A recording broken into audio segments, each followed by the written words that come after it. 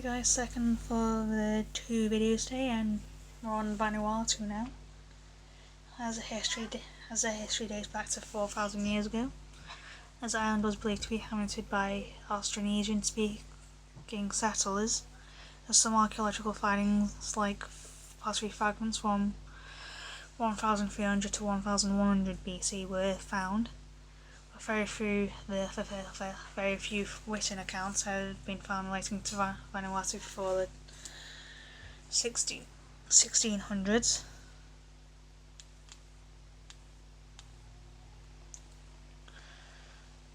As Vanuatu archipelago was reportedly sighted by the Portuguese explorer Pedro Fernandes de Queiroz in 1606, while he was working for the Spanish crown. His team came across the island of Espiritu Santo, which is the largest island in Vanuatu.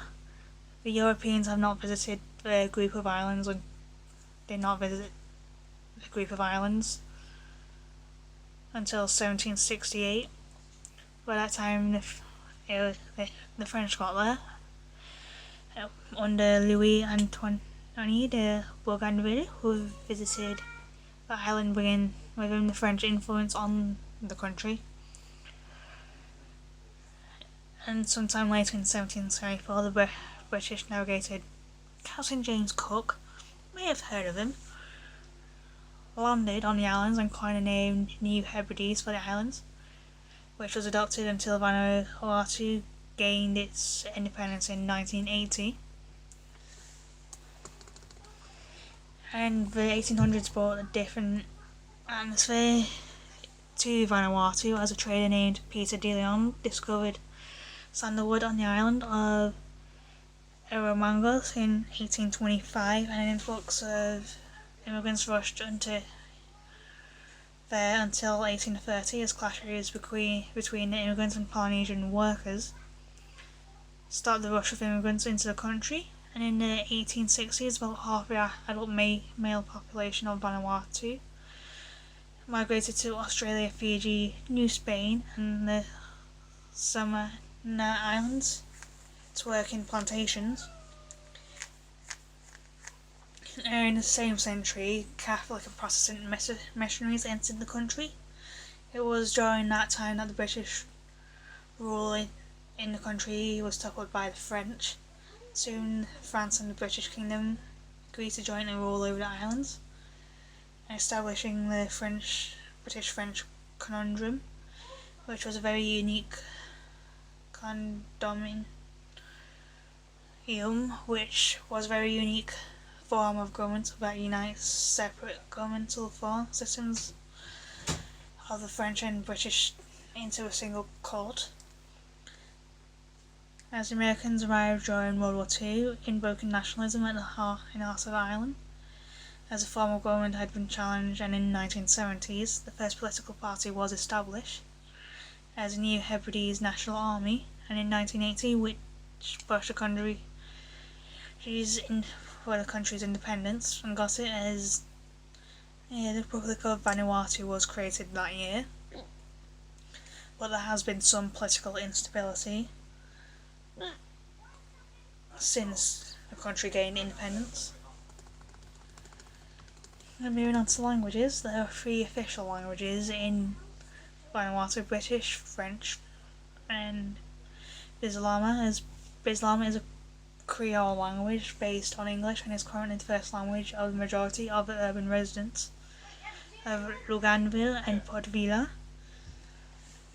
Over 100 indigenous languages exist on the archipelago, making Vanuatu the highest nation of the highest density of the individual languages per capita in the world. As the country currently records an average of nearly 1,760 speakers per native language. Some of the Vanuatu's languages are endangered, while others are extinct.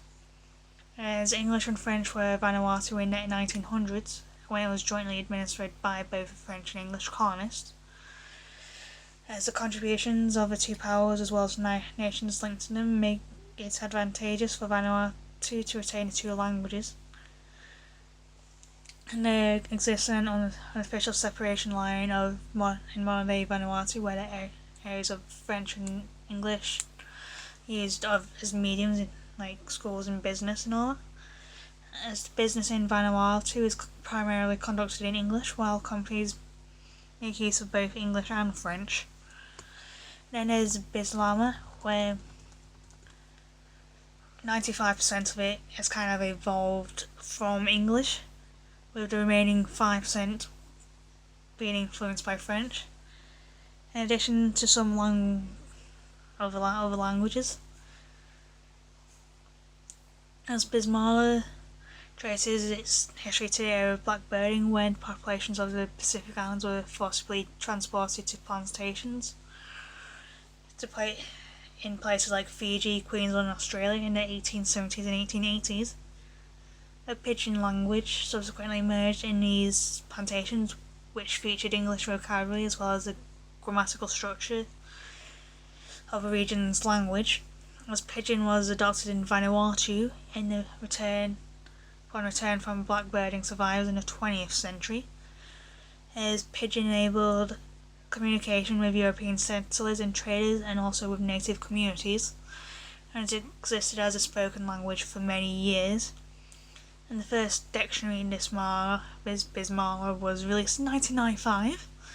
As today people of different ethnicities in Vanuatu resort to Bismarck as a common medium for communication, as a Creole is closely linked to Tok-Pisin, Creole of Papua New Guinea, which I did last year if you dig out some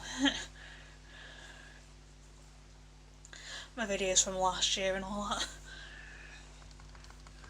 And as there's like 138 roughly native languages that have been recognised in Vanuatu, as most of the languages have been named after the islands occupied by the speakers, like to linking it back to South Africa a little bit, although some big islands feature multiple languages. As the most diverse island in Vanuatu are Malakula and Espiritu Santo. As the 23,000 inhabitants of Malakula speak 30 different languages, and many languages names denote dialects or networks of dialects, not unified languages. It can be made difficult to determine how many languages should be recorded.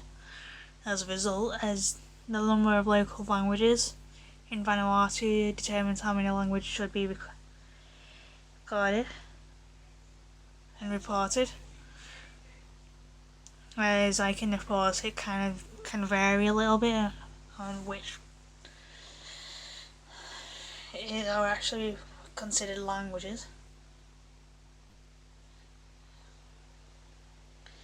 And yet Vanuatu's native languages are all oceanic, and which are classified in the different branches of the Southern Oceanic Division. As three Polynesian languages are Melifila, Emin, Fonata and Aniwa. As Vanuatu's local languages include Baki, Aridake, Dixon Reef, among other like many others.